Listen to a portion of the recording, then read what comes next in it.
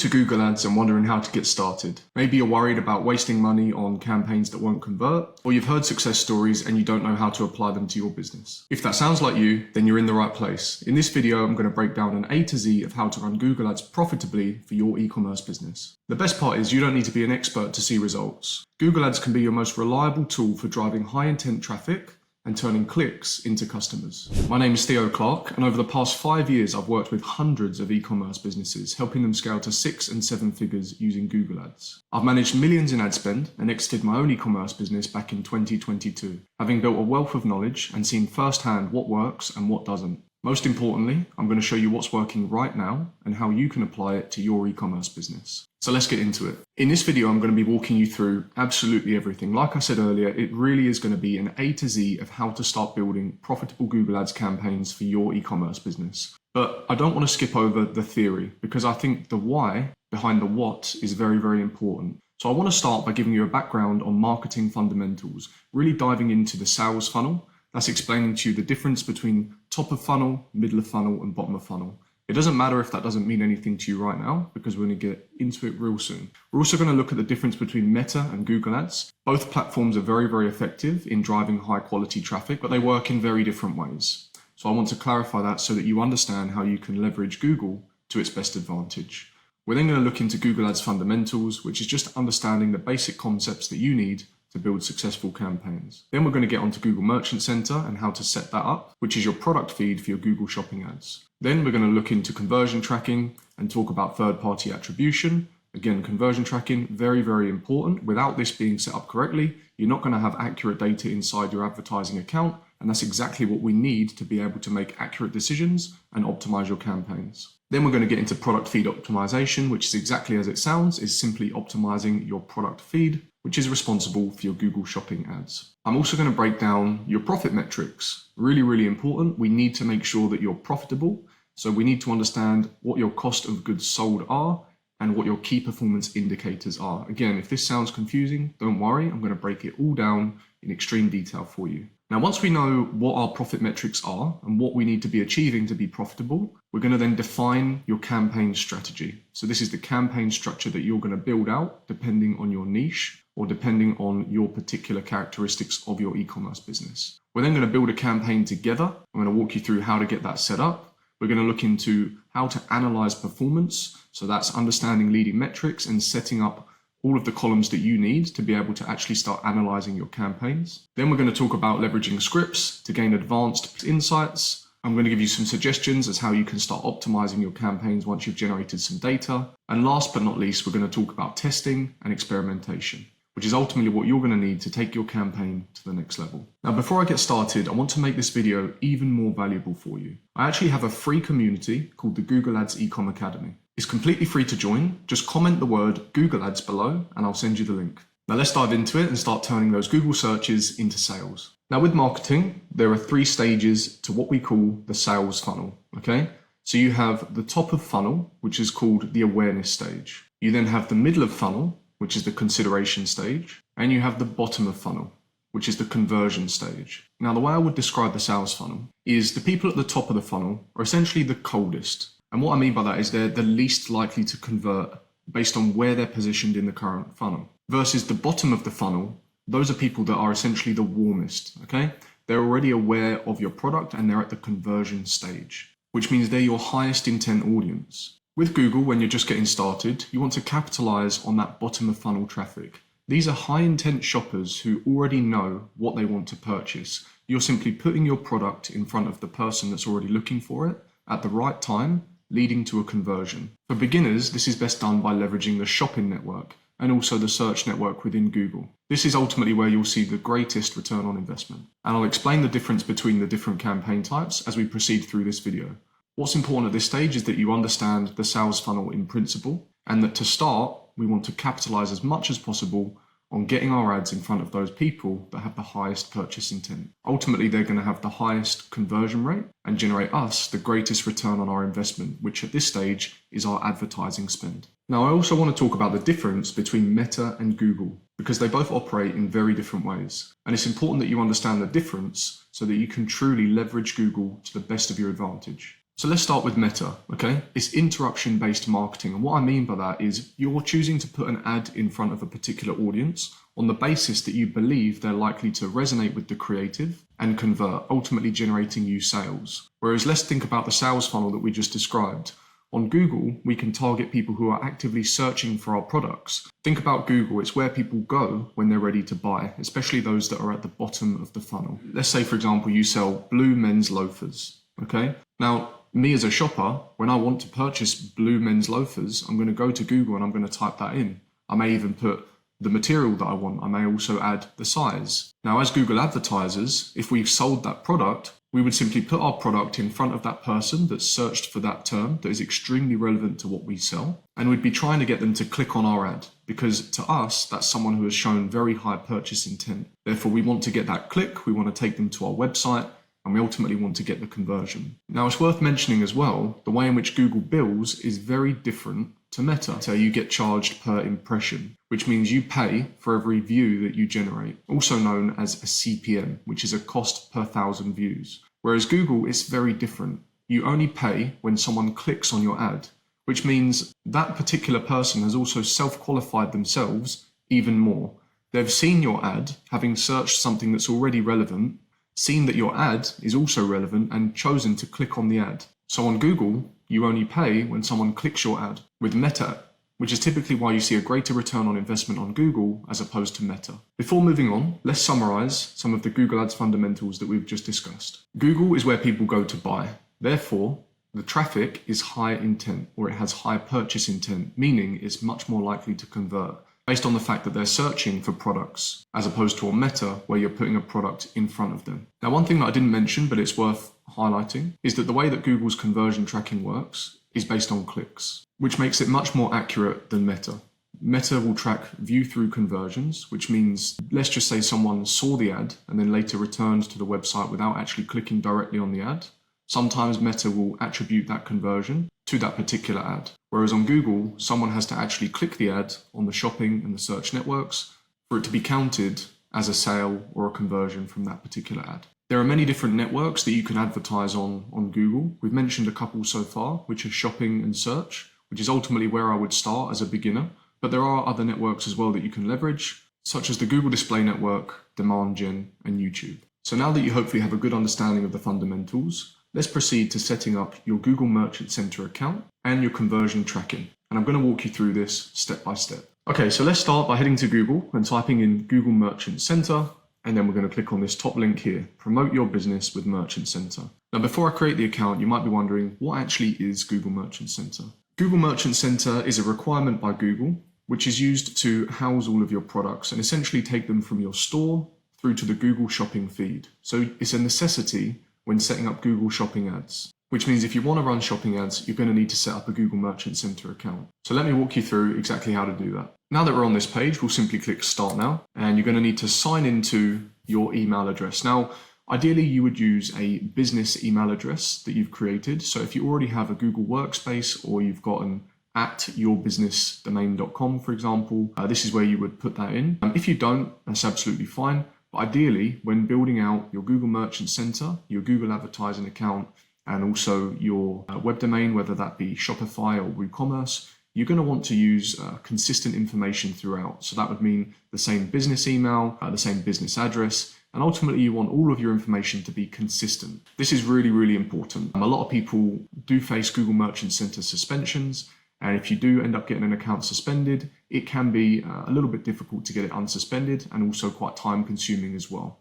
So you're going to want to make sure that all of your business information is consistent throughout. And I'll also give you some additional steps and guidance on how to prevent Google Merchant Center suspension. But for now, let's proceed with getting this account set up. So you're going to start by entering your email. Okay, so how you answer this is going to be dependent on your business. If you do have a physical store, of course, click yes. If you don't, click no. So do you sell products online? Yes. What's your store's website? Here, you're obviously going to just enter your store's website. Do you have a physical store? No. Continue. Now, this step's really important. Do not connect to Shopify. Okay, we're going to use a third-party tool called SimProcess to connect our store through to Google Merchant Center. So do not click this. Simply click Continue to Merchant Center. This is all fine, so we're just going to click continue to Merchant Center. I'm not interested in getting any notifications, so I'm just going to click continue. So let's click get started. So now guys, we are inside of Google Merchant Center, and it's very important that you follow these next steps correctly, otherwise you may risk suspension. First of all, ignore any mention of adding the Google and YouTube app in Shopify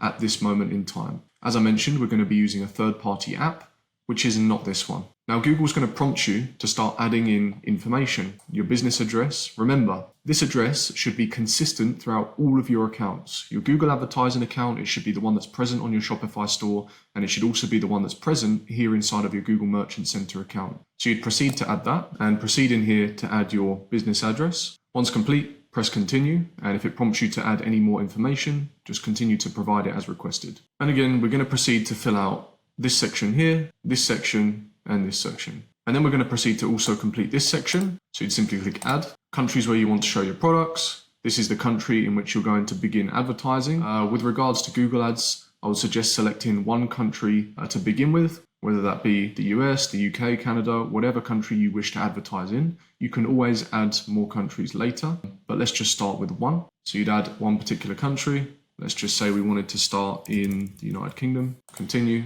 Google's then going to want you to add your shipping policy, your countries, and all of this information. Obviously, I've just exited this without actually saving and continuing because I'm just doing this as an example, but you would proceed through all of the necessary steps and add all of the information that they're requesting. You'll then move on to adding your return policy, so we'll simply click add. You'll add the return policy from your website and fill in this information. Make sure that everything is in alignment. So what I mean is, if you don't accept returns, don't say yes. It's extremely important that all of the information you put in here is in sync. So hopefully you're seeing a common theme here now. Like I mentioned, not only should the business address be consistent throughout, but the actual information that you're presenting on your store about returns, exchanges, shipping policies, it all needs to be consistent. If there are any mismatches, then Google will flag your store and it's possible that your account will get suspended. So do not overlook this. It really is important that you are as accurate as possible with zero mistakes. I cannot stress how important it is that you upload all of the information that Google requires with consistency. As I mentioned, there should be no mismatches, there should be no wrong information. It all needs to be consistent, otherwise you do risk suspension. But don't worry, because I've got a Google Merchant Center suspension checklist, and I give it away for free inside of my Google Ads ECOM Academy. Simply click the link in the video description, you can join the community. As I mentioned, it's completely free. You'll get access to my Google Merchant Center suspension checklist, which you can work through step by step, which will give you the greatest chances of success with regards to getting your Google Merchant Center account approved. Now we're going to install the feed app that I mentioned earlier, which is called SimProcess. Now, not only will this allow us to pass our products from our store through to Google Merchant Center, but we'll also use it to set up our conversion tracking. So do not skip this step, it's extremely important. Now in this example, I'm connected to a Shopify store. Perhaps you use WooCommerce or a different alternative. That's absolutely fine. This app is available for many different platforms. So simply search for SimProcess and you should find it. So let's start by going to the App Store and typing in SimProcess, which is this one here, Google Shopping Feed. This is the app right here, guys. You can see tons and tons of good ratings. It's what I've used since I first got into e-com in 2020. I've used it for all my stores. Many of my clients use it. Many of my students use it. I highly recommend it. They have a 14-day free trial, and then past that point, it's $4.99 per month. And just to clarify, I'm not affiliated with SimProcess at this time. So you'd simply proceed to click install. So you'll then be presented with a screen like this, and we simply want to click install. We're then going to proceed to sign in with Google. We're then going to click continue. It's then going to ask us to select our Google Merchant Center account ID. So you simply click the drop down and you'll be presented with a 10-digit number. Simply click that, which is your Merchant Center ID, confirm and continue. Okay, so now it's prompting us that it hasn't found any shipping rates inside of the Google Merchant Center account. This is the information that I suggested you should fill in earlier. So at this stage, if you haven't done that, refer back to it and make sure you add your shipping rates. It then gives you the option down here in the bottom right to test your shipping rates once you've added the information. But for now, I'm just going to simply skip and continue. Now we're going to go through the sync settings inside of Shopify. You can see here it's identified how many products we have on this particular store. And it's going to ask, do we want to sync all products into the feed? Now, naturally, yes, we would want all of the products in the feed. But as this is a brand new Merchant Center account, the last thing we want to do is submit 228 products if they all come back flagged with errors, because again, that could risk suspension. So what I recommend is creating a collection inside of Shopify. You could call it Google Shopping, whether that be an automated collection or a manual one.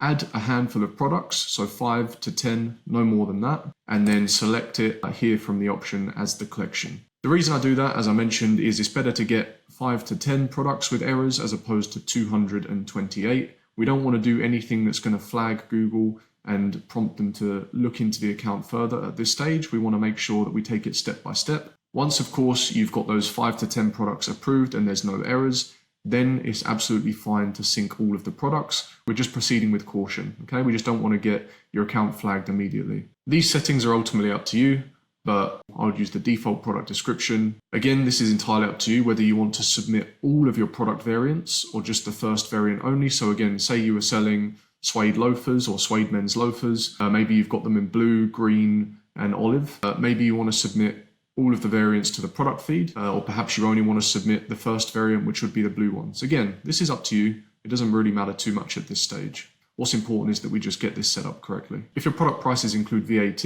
you'd leave this selected. If they don't, you'd simply select no. Notification email, it's going to pull the email that you've used within Shopify by default. With regards to product ID format, doesn't really matter too much. But what is important is that you see this note down here.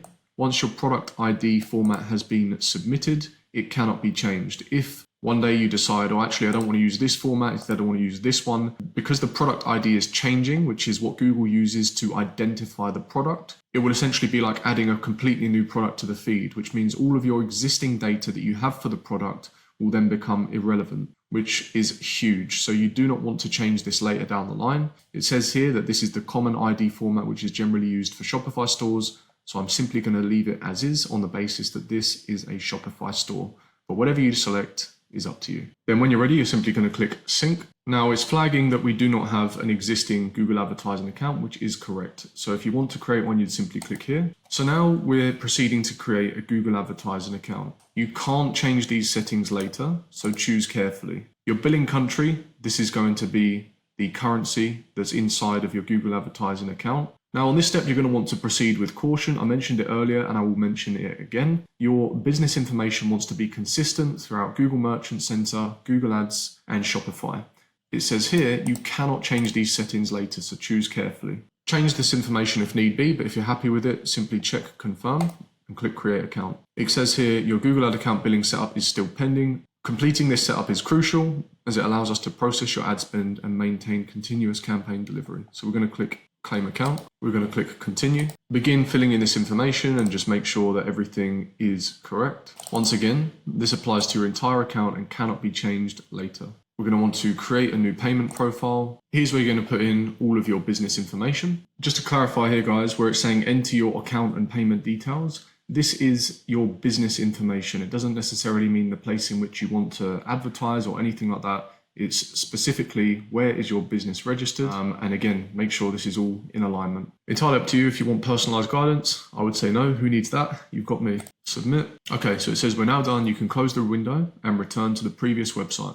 So let's click the X. Billing setup is now pending based on the information we've submitted, and it looks like it's just updating that for us now. Let's give it a quick refresh, just as I'm not sure. Oh, it just loaded as I was about to click refresh. Okay. Now you're going to want to follow these next steps where it wants you to activate app extension. I don't think I need to walk you through how to do that because there's a step-by-step guide here.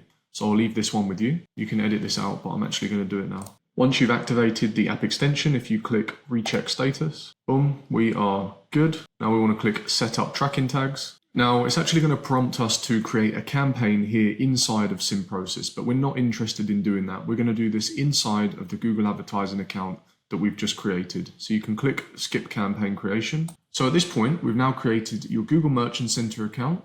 We've created your Google advertising account, and we've also set up SimProcess, which is your third-party feed app, which is going to pass the product information from your website through to your Google Merchant Center and ultimately your Google advertising account. So now let's get on to product feed best practices and optimizations. So now at this point, if you've followed my instructions carefully, you should see inside of SimProcess a handful of products. In this case, you can see I've synced just 5 through a specific collection. Because I haven't yet set up any of the information inside of Google Merchant Center, and I don't want to risk this account being suspended.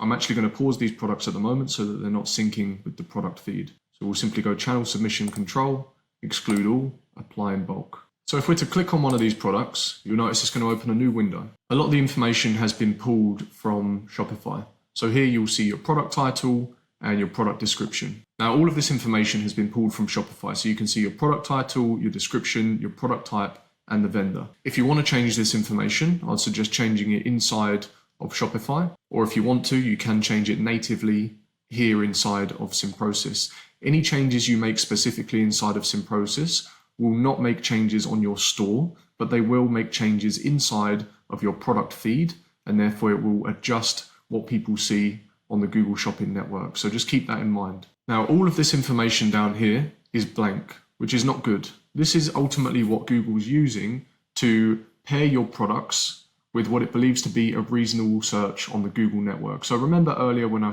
gave the example of men's suede shoes? Apart from the product title and the description, Google's going to have a bit of a hard time determining that these are blue suede shoes if they were. Let me scroll up and use a relevant example. So this is a half zip long sleeve sweater. So ultimately we're going to want to fill in all of this information and make sure it's relevant to the product that we're selling. So that would be the color of it, the material, the price point, the size, if there's any particular patterns, what condition it's in, new or used, what age group it's suitable for, what gender, and so on and so forth. You're going to want to go through and fill in this information for all of the available products. Now, if like in this particular instance, you've decided to pull multiple variants per product ID, then you may not want to put in a particular color, because it's likely that you've got different colors for different variants. So if there is any information that you cannot put in based on the way that the feed is synced, then simply leave it blank. But ultimately, you want to provide Google with as much information as possible to give it the best chances of truly understanding the product that you're selling, which is ultimately going to allow it to pair your products with relevant searches on the shopping network. Now, your product feed is largely responsible for your Google Shopping success. In most cases with e-commerce stores, Google Shopping is where most of the revenue is generated. Not always, but typically. Therefore, it's important that your product feed is well optimized. This is often overlooked, but honestly plays a huge role in the success of your business, especially with regards to the shopping network. Your product feed includes things like titles, descriptions, images, GTINs, attributes, and the likes. And as you can see, all of this information is accessible through SimProcess. So this is ultimately where you're going to want to optimize your feed. For now, as a minimum, just make sure that all of this information is filled in. Once your campaign is live and generating data, then you can look to start optimizing your product feed, split testing things like titles, images, and descriptions. But really, this is more advanced stuff. So for this video, I just want to get you up and running and generating some conversions. We can optimize later. I can only go through this stuff in so much detail because we've got a lot to cover. But if you feel like you need a bit more help or guidance in getting your Google product feed set up correctly, I have a whole video dedicated to setting up your Google product feed inside of my free community. So once again, it's completely free to join. Just click the link in the video description and join the Google Ads Ecom Academy. Now, by this point, I know you're probably itching to get a campaign set up, but there's just a few more things we need to do first. I need to make sure that you understand profit metrics, and then we're going to look at different types of campaign structures and strategies so that we can select one that is best suited to your e-commerce business. So let's get into it. Now, bear with me while I walk you through this particular example. So let's speak hypothetically and say that you have an advertising budget of £1,000. Okay. And let's say off of the back of that £1,000 in advertising spend, you generate 1,000 clicks. That would mean that your cost per click is £1. So to calculate that, you'd simply divide your advertising spend by the number of clicks that you generated from that spend, which would give you your cost per click. Remember, as we mentioned earlier, Google bills you only when someone clicks on your ad. So now let's say off of the back of those 1,000 clicks that you generated 20 conversions. Now we want to calculate your conversion rate. So your conversion rate is your number of conversions divided by your number of clicks. So in this case, 20 conversions divided by 1,000 clicks, which will give you a 2% conversion rate. Now let's assume that your total conversion value, which is the total amount of sales that you generated from that ad spend, is £5,000. We can then use that information to calculate your average conversion value, so your average price per sale. To do that, we'd take your total conversion value of £5,000 and divide it by the number of conversions that you generated. So 5,000 divided by 20, which would give us an average order value or average conversion value of £250. So next up is the return on advertising spend, which is an important one, also known as ROAS. This is calculated typically on a percentage basis, and it's the percentage in which you're generating revenue versus advertising spend. So in this particular example, our total conversion value was £5,000. That's the amount that we generated from the £1,000 in ad spend. So we would divide our total conversion value of 5,000 by our advertising spend, which was 1,000, to get our return on advertising spend. In this instance, it's 500%. A lot of people will use the ROAS metric to calculate the success of their campaigns because it's the easiest way to calculate cash in versus cash out. And what I mean by that is it's very easy to see what you're spending on the front end with regards to ad spend versus what you're generating on the back end with regards to revenue. But in some ways it can be seen as a bit of a vanity metric because each business has a different cost of goods sold and everyone's operating within different key performance indicators. So now we know what ROAS is and how to calculate it, we need to determine what makes a good ROAS. A good ROAS is subjective. It's dependent on your business's cost of goods sold, your key performance indicators, and your profit metrics. Now, so long as you know your cost of goods sold, we can calculate your break-even return on ad spend or your break-even ROAS. This is the minimum return you need to achieve in order to break even from your advertising campaigns. So anything above your break-even return on ad spend should essentially be profit. Now, of course, there may be other expenses inside of your business that aren't included inside of this calculation, but I'm going to show you how to calculate your break-even ROAS in principle, and therefore you'll know what we need to be achieving inside of your campaigns. So here we have a random example. Now, if this is sounding a little bit confusing, do not worry. Okay, I've created a Google Sheet for you that you can take for free, and I give it away inside of my free community. So let's take a look at this Google Sheet I've created,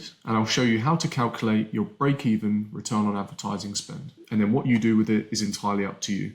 So you don't need to change anything inside of this green column here. Everything is calculated for you. The only figures that you need to adjust are the retail price, excluding any taxes, and of course your cost of goods sold, any potential shipping fees that you pay, and your Shopify or your host and your payment processor transaction fees. So in this particular example, the retail price of this product is £45. The cost of goods sold, so the cost to acquire that particular product, was £18.40. The shipping cost to deliver that particular product to the customer is £2.50, and the payment processing fees are calculated for you on a basis of 2.9% plus 30 pence, which is in line with what Shopify native payments charge. If you need to make any amendments to that, you can, but I've set it as this as the standard. So let's say, for example, your retail price is £60, you'd insert that there, and it's going to automatically adjust your break-even ROAS, your gross margin, and your gross profit. And what's important is that we can see it calculates the break-even return on ad spend. So as I mentioned earlier, this is the minimum we want our campaign to achieve. And as you can see here, it calculates your break-even ROAS, which in this instance is 1.62. To calculate your break-even ROAS, you simply take the number 1 and divide it by your gross margin as a percentage. Then if you wanted to calculate this for a number of different products, you could simply just select all of the cells, drag this box down here, and then all you'd need to do is change the product SKU if your products have them. If not, this can just be blank. Obviously replace here the product title. And then as I mentioned earlier, the only thing you need to change is your retail price, your COGS, and your shipping, assuming that your transaction fees are 2.9% plus 30 pence. And this is then going to allow you to calculate your break-even ROAS for each of your products, assuming you sell more than one. As I mentioned earlier, guys, I give this sheet away inside of my free community. So if you want to get this sheet, go to the video description and click the link to join the Google Ads Ecom Academy, where you'll gain access to this cog sheet and you can calculate your break-even ROAS. It's extremely important that you do this step because otherwise we don't know what we need to be aiming for to generate profit. In this particular example, we know that anything above 1.62 is going to be profitable for us. So if this were my business, as a particular example, I'd be aiming for about a 3 to 4x return. Calculate the ROAS to be 1.62. So now if we're to proceed to set up a campaign, we know that if we're aiming anywhere between sort of 300 to 300% as a return, we're in a pretty good position. Now we're very nearly at the stage of building our campaign, but first we need to look at different types of campaign structure and strategy to ensure that we select one that suits your business best. So your campaign strategy is going to be dependent on your goals. Now remember earlier when I described to you the sales funnel, you had the top of funnel, which was awareness. You had people in the middle of the funnel, which was those that were in consideration. and the bottom of funnel where we're aiming for conversions. Now, regardless of whether or not you're a beginner, I always recommend building out campaigns targeting the bottom of the funnel first. Remember, these are the high intent shoppers who already know what they want to buy. You're simply just putting your products in front of them and generating the conversions. The reason I start at the bottom of the funnel is because it has the greatest return on investment. If you can't convert people who are at the bottom of the funnel, you're going to have no chance converting them when they're in the middle of the funnel or the top of the funnel. So I always like to start at the bottom of the funnel and work your way up. Once you're profitable at the bottom of the funnel, then you can start considering some additional types of campaigns outside of shopping and search to start targeting those in the consideration phase or even the awareness phase. So I'm not going to talk too much about the different campaign types in this specific video. What's most important is that we're going to focus on shopping and search. YouTube, Google Display Network, and demand gen are typically what I would use to target people in the top of funnel or middle of funnel. That's because they're quite visual networks. They leverage a lot of images or even video-based assets that can be great at capturing attention and introducing people to your sales funnel. But ultimately, it's typically the shopping and search networks for e-commerce that we use to generate sales and conversions. Now, one campaign type we haven't spoken about yet is Performance Max. Performance Max can leverage all of the available Google networks. So that's shopping, search, demand gen, display, and YouTube. And there's two different ways to set up a Performance Max network, which means it can ultimately target all three stages of the funnel, removing the need for having multiple different campaign types inside of your advertising account, and instead focusing on one specific campaign. So leveraging Performance Max allows you to reach all of the available networks without having to set up individual dedicated campaigns per each network. Now, there are two different types of Performance Max campaigns. You've got feed only, which operates like an old smart shopping campaign. It leverages the shopping network and also Google Display Network. Or you have what's called a full stack PMax campaign, which leverages all of the available networks. Now, there's going to be a few different variables that will determine which type of PMax campaign is going to be best suited for your e-commerce business. And I'm going to walk you through those now. Before we go through these campaign structure examples, I'd like to remind you that this video is tailored towards beginners, okay? There's many different campaign structures that you could build and set up. I could do a whole video on it, okay?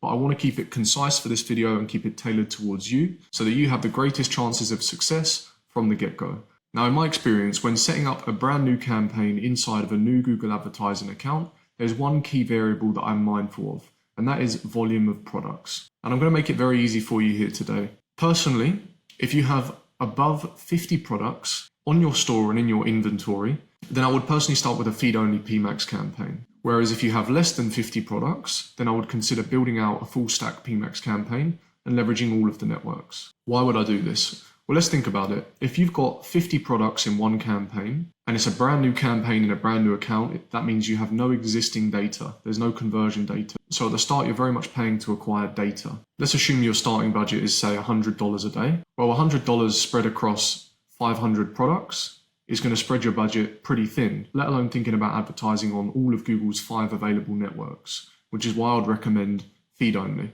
Whereas if you have less than 50 products, then sure, you can consider advertising on all of Google's available networks. Ultimately, all I'm trying to do here with this guidance and suggestion is close your gap to success as much as possible. And if you've got a big product library and you're advertising on 5 networks and your budget isn't huge, then it's going to take you a very long time to generate conversion data and ultimately work towards profitability. Now, you can see there's one more thing on the screen that I haven't mentioned yet, which is the labelizer indexing split. Now, I don't want to go into this in too much detail on this video because it is more of an advanced technique.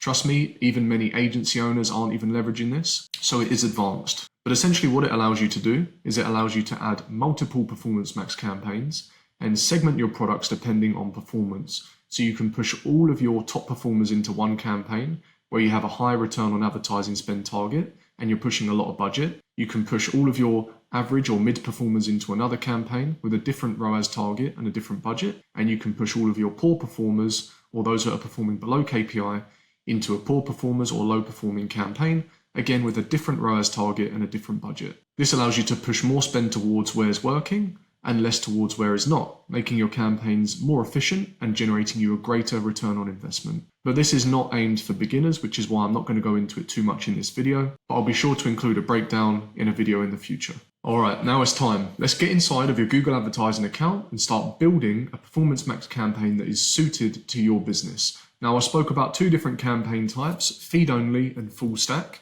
In this video, I'm going to show you how to create both. So whatever one you decide to proceed with, based on how many products you have in your inventory, you'll know how to set it up, and therefore you can begin advertising. So let's get to it. First, you're going to want to go to ads.google.com. And as we already created our account through SimProcess, we're going to simply click sign in. And you can see we've now signed into the account. We're going to start by clicking this blue plus button here to create a campaign and click new campaign. Our campaign objective at this stage is sales, and our conversion goal is, of course, purchases. Now remember, we've already set this up through SimProcess, and that's why it's showing here. If we hover over this, it's showing as an inactive conversion action. That's fine, just because it hasn't been verified yet. To verify that your conversion action is tracking correctly, we need to start pushing traffic and ultimately generate a conversion as a result of Google advertising. As soon as we get that conversion, this will then start showing as being verified. For now, we can leave as is and simply click continue. Now it's asking us what campaign type we want to create. In this instance, it is Performance Max. It's already pre-selected our Merchant Center account, which you should see here. Now at the moment it's telling me that there are no products in this Merchant Center account. That's because earlier in this video I excluded them from being submitted to Google Merchant Center because I haven't yet set up the shipping policies, I haven't optimized the product feed. This is just an example, guys. By now, hopefully you've done all of this and you're not seeing this message. The campaign name at this stage really doesn't matter too much. I would normally just call it something along the lines of Performance Max. Then I would add in the target return on ad spend that you're going for, and also the bidding strategy. So remember in the example, I think our break-even return on ad spend was 1.62, and I said we'd probably want to aim somewhere between 3 to 3.5. So in this instance, again, this is just very much hypothetical. I'm going to put TROAS target of 350%. This is purely for my reference, so I know what I'm aiming for. And then next I would add the bidding strategy, which is going to be max conversion value. Don't worry if this doesn't make sense to you at the moment. We will walk through all of this shortly. Now it's also asking if we want to add a target return on ad spend. At this stage, I actually would not. Because it's a brand new campaign, if I was to come in and set a TROAS or target return on ad spend of 350%, it's very possible that Google will struggle to know where to spend. And what could happen, or what we do see happen if people set a TROAS that is too high when there's not enough data to justify it, is the account just simply will not spend. Usually I would advise against setting a target return on ad spend initially, just to allow the campaign to start spending. But once we generate some data over the coming weeks, then we can look to set a target return on ad spend. Google's asking if we want to optimize the campaign for acquiring new customers. No, we're happy to target new and existing, so we're going to leave that blank. Now Google wants to know where you're going to advertise and in what location. Now personally I would recommend only targeting one country per PMax campaign. The reason for this is each country is going to have different purchasing power, you're going to have different levels of competition, therefore you're going to have different cost per clicks. All of the data is going to be different and your campaigns are going to perform differently in different locations. So I always prefer to have a separate PMax campaign per location. So in this particular instance, let's just go with Australia, for example, assuming that's obviously where you want to advertise. We simply type it in and click include. The language is already pre-selected English, so we are good to go there. Of course, if you're advertising somewhere where the native language is not English, then you're going to want to change that. Asset optimization is fine, you can leave that as is. Campaign URL options. Now, this is in some senses starting to get a little bit more advanced because you can create custom parameters, and ultimately what this is going to do is help with your attribution. There is a default tracking template that I like to leverage, and you can find this by simply going to Google and typing in UTM parameter for PMax campaign. I'm going to show you what that will look like. Your final URL suffix will look something like this, and your tracking template will be the exact same, but in front of it, you will add this section here. Now, if you're not too sure about this, don't worry too much. It's not going to make or break your campaign. It's just something that I like to set up in addition to the tracking we already have set up, because it helps by adding additional parameters which are tracked via UTMs. You'll likely be able to find this on Google by simply typing in UTM parameters for PMax campaigns. If you can't, like I say, don't worry too much. It's not a necessity. Down here, it asks if you want to exclude any brands. So let's say, for example, you already have a lot of branded traffic coming through to Google because you're promoting your product organically or on TikTok or Meta, whatever it may be. You may look to choose to exclude your brand name to focus more on acquiring new customers. But in all honesty, I would leave this as is for now. The first thing we want to do is just start by getting the campaign set up, and we want to start generating conversions, even if they are branded. This is going to be the best thing for a new account. We want conversion data inside of the campaign. So I would leave this blank. Then I would proceed to click next. Now remember earlier when I talked about there being two different types of PMAX campaigns, feed only or full stack. Now we're at the stage where we need to determine which one we want to proceed with. So you can see here on the left-hand side, we have asset generation. Now this is only relevant for a full stack PMAX campaign, and this is something that Google's introduced where it's ultimately going to scan, download and enhance images from your website. If you want to proceed with this, you can, but to be honest, I would advise building out the asset groups individually, adding your own headlines and images, which we'll get onto in a moment. So for now, I'm going to skip this. And of course, if you decided to set up a feed-only PMAX campaign where you advertise only on the shopping and the Google Display Network, then you're going to want to skip this too. Now we're on to asset group creation, which is only necessary if you're building out a full stack PMAX campaign. If we're using feed only, simply connecting our Google Merchant Center feed is all we need for the shopping and the Google Display Network.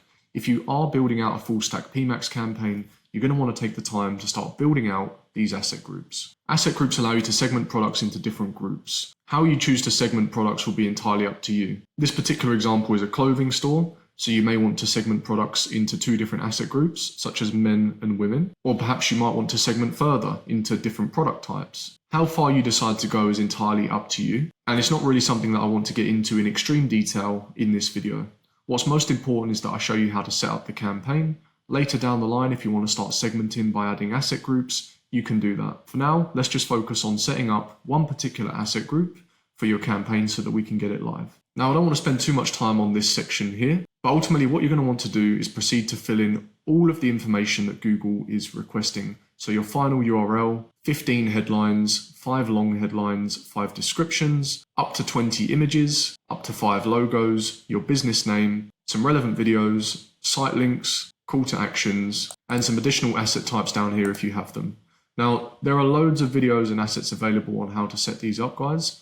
Now, how you decide to fill this in is going to be completely dependent on the products and the product types that you're selling. Let's say, for example, that in this particular asset group, I'm just selling loafers, as per our example earlier. Then all of my headlines are going to want to be relevant to the loafers and the shoes that I'm selling. The long headlines are going to want to expand on what the short headlines are, giving more insight and context, maybe highlighting some of my USPs and why people should shop with me. Descriptions are the text that will be paired with your headlines in the ads, and it's your opportunity to, again, add more context as to why people should shop with you. If you need more context about what each of these things are and where they'll be presented, you can simply hover on the question mark and Google will give you more insight as to what they are and where they will appear in your ad. As you start to fill this information in, you'll see previews here on the left-hand side and you can see how your ads will be presented on the different networks available. To do that, just simply click on the different networks. As you start to fill out this information and build out your asset group, Google is ultimately going to rate your ad strength. So you want to aim for it to be as best as possible where possible. Now, right at the bottom, you'll see signals and audience signals. Now, the best type of signal to leverage, in my opinion, is first-party customer data. So these are your existing customer lists. Now, if you don't have any sales yet from other channels, then that's absolutely fine. You just don't have this information available to leverage yet, and that's okay. Audience signals are essentially your way of telling Google the types of customers that you want to target. So your first-party data is the strongest type of data that you have available that you can give to Google as a guide to tell it to look for more customers like those already in your existing customer database. But if you don't have this information, that's fine.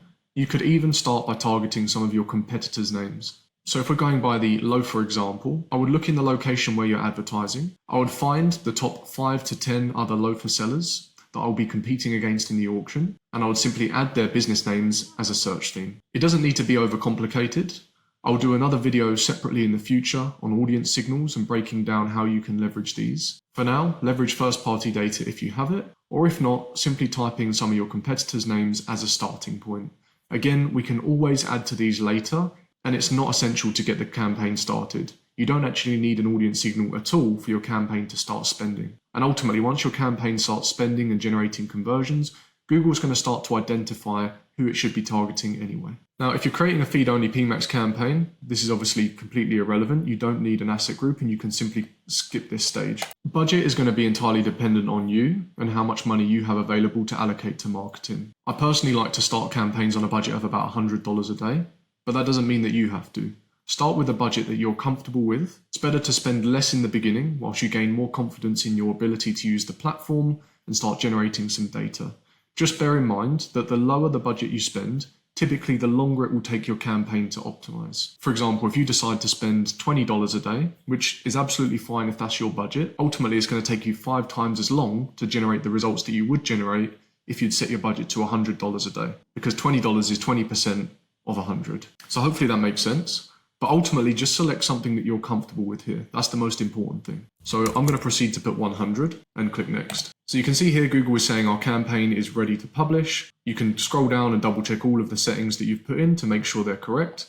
For the purpose of this example, I'm going to proceed to publish this as a feed-only campaign. But had you filled out this information here in the asset group section, you would be building a full stack PMAX campaign. The only difference is, had you filled out all of this information here in the asset group section, then by clicking publish, you'd be launching a full stack PMAX campaign. So let's go ahead and click publish. And there you have it. You've now created your very first Performance Max campaign. That wasn't so bad, right? But now we need to understand what we're actually looking at inside of the campaign so that when we start to generate data, we can begin optimizing the campaign. So let me explain some leading metrics and show you how to set them up inside of your Google advertising account. So let's head to the campaign section inside of our Google advertising account on the left-hand side, and then click campaigns. Now, if when you're looking at this on your screen, the interface is slightly different, don't worry. All that it means is that Google have updated their interface. They do it all the time. And to be honest, it's a little annoying because you just get used to it being one way and then they switch it again. So now let's proceed by setting up our columns, which is what we're going to use to analyze and optimize our campaigns. So here you can see as standard, we already have some columns that have been set up, but we're going to want to add some additional columns in here. So what we do is go to columns, and there are 6 key metrics that we're interested in. I'm going to remove some of these just because I don't believe that they're extremely relevant right now. Most of them that we need are already on here, and actually all of the metrics that I was looking for are already on here. Now, if for whatever reason inside of your account you're not seeing all of these metrics, then you can simply search for them here and you'll be able to find them. Also, if for whatever reason you'd like to move some of these metrics around, which will adjust your columns, you can do.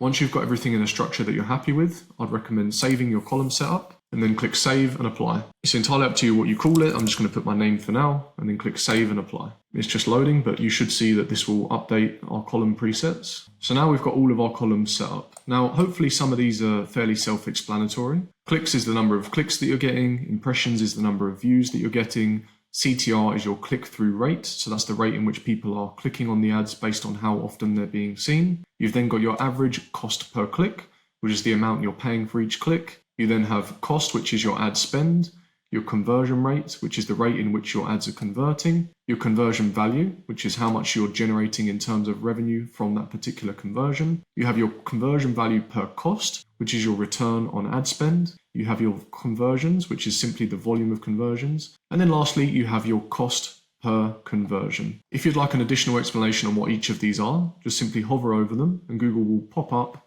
and explain to you what they are. Now, when it comes to optimizing Performance Max campaigns, the benefit you have in many ways is that it's self-optimizing. It's always analyzing data and optimizing your bids at the auction to aim towards your target return on ad spend. However, as you may have noticed during the campaign creation stage, you're responsible for optimizing your product feed and the asset groups. You provide Google with all the information that it needs to allow it to then test and determine which particular combinations of assets are working well. So you're responsible for analyzing the asset performance and making optimizations off of the back of that. For me to truly guide you on how to optimize your Performance Max campaign, it would really require an entire video of its own. So rather than dive deep into that, I want to summarize it for you and leave a few golden nuggets of things that you should look out for and apply. First of all is the fact that we've not yet set a target return on ad spend. Now, the reason for that is because we didn't want to limit the spend initially. And Performance Max campaigns can typically be broken down into 3 phases. Usually, weeks 4 to 6 are very much just data acquisition.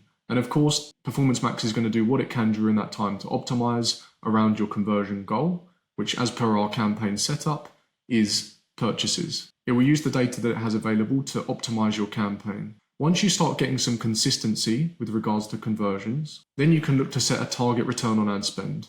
So Google will show you what your ROAS is in the conversion value per cost column. Let's say that we've been running this campaign for a few weeks now and our conversion value per cost is around 2x or 200%. This may still not be around our break even. Assuming that our break even is 1.62 as per the example we did on the cog sheet, that'd be great because it would mean that we're in profit. But perhaps we want to aim a little higher than that. So it's at this point that you could look to introduce a target return on ad spend. Now, rather than immediately jump that right up to 3, you might consider setting a 250% return on ad spend, if to date you've only achieved a 2, which is then giving Google a bit more of a guideline as to what you're really expecting with regards to performance. By this point, if it's been running for 4 to 6 weeks, then hopefully you'd have enough conversion data in the account to actually use that as a guide and start working towards improving the return on ad spend inside of your account. Google recommends not making any changes at all within the first 6 weeks, but obviously this isn't always practical. As soon as you start generating consistency with regards to conversions, set a target return on ad spend to protect your budget, which is the next thing that I'd like to get onto. A lot of people when launching campaigns will say, hey, Google says I'm limited by budget and that I could spend more, and if I spend more, I'm going to generate more with regards to conversions. I would take these recommendations with a pinch of salt. The first thing you want to be aiming towards with your new campaign is profitability. You want to get that conversion value per cost or your return on ad spend greater than your break even. If you increase your budget but don't set a target return on ad spend, then you're giving Google no guidance and it will simply spend your budget throughout the day, regardless of what it can bring back. It knows that you want to generate conversions, but your target return on ad spend is your opportunity to guide Google. The next thing you should keep in mind is that if your campaign is underperforming, increasing the daily budget isn't going to make it perform any better. I would only recommend increasing the budget as you're starting to see consistency with regards to sales and ultimately profitability with regards to your return on advertising spend. And my final piece of advice is that you must continue to test and experiment. Please don't be that guy who runs Google Ads for a month and then says they don't work. I can tell you now, having been in the industry for 5 years, they do work. Just because it didn't work from the get-go, it doesn't mean that Google Ads don't work. Test and experiment. Don't test one strategy and simply give up because it didn't work the first time round. Just keep in mind that you may need to test and experiment. That's what marketing is all about. Test, iterate, repeat. Now hopefully after watching this video you have a good understanding of not only what to do, but also why you need to do it. However, if after watching this video you're still left scratching your head, you have questions that perhaps haven't been answered, or maybe you just want to accelerate your path to success, then you're going to want to stick around for the next 2 minutes because I'm confident that I can help you. The same way that I helped Alex go from $0 to $47,609 in just 3 months with no prior Google Ads experience. The same way I helped Sasha go from $0 to $105,209 in just 90 days, again with no prior experience. And the same way I helped Jacob generate his first sale within a week of turning on his Google Ads, generating £1,134 within just 1 week. And here are what countless other members are saying about their experience inside of the Google Ads Ecom Academy. All of these successful business owners have one thing in common. Do you know what that is? They all took a shortcut, which do exist by the way. They're called mentors. You don't have to navigate Google Ads alone.